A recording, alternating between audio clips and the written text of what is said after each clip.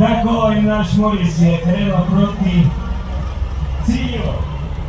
Nam je pa že avto številka 16. 89 vozil je prijavljenih do zdaj. Kakšna udeležba je to v primerjavi s prejšnjimi leti? Prejšnja leta smo malo imeli nesrečo, da nas je dobil dež, je bilo slabo vreme in takrat ne pridejo tisti starodobniki, ki so visokega letnika, to se pravi pod 50 ali pa pod 40 letnik, predvsem pa oni, ki imajo kabrije. In tisti častitljivi so večinoma kabri in teh ni. Vsak se boji dežja, da se namoči vozilo in pa so velike težave. Pa kljub temu, da malce rado rabiš včasih marelo, da nisi moker.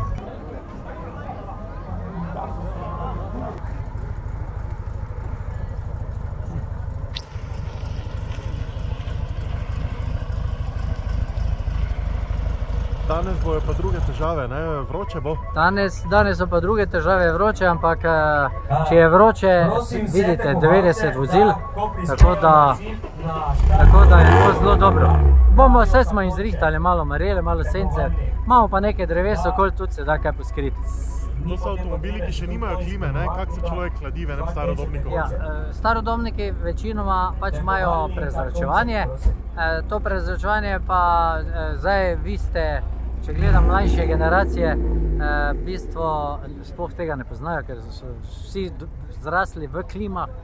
Mi starejši pa to poznamo, ker smo imeli 101, so se na morje vozili in je bila edina klima tiste trikotna okenca, ki si jo proti smeri vožnje postavo in je veter noter pihal.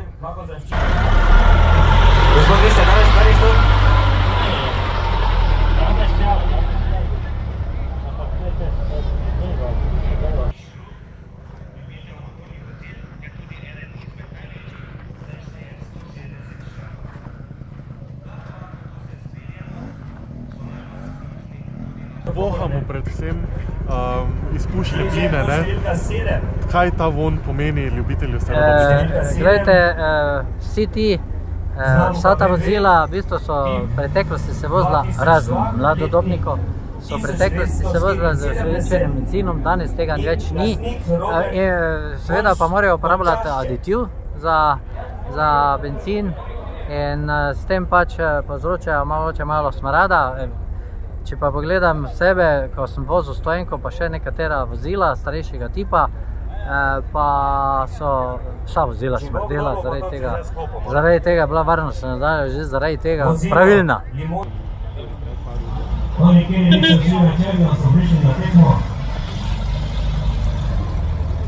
Zdaj vozila, mislim, da sem videl Topolino, Topolino sta 2, potem Balile sta 2, to so vse letniki tam okoli 36,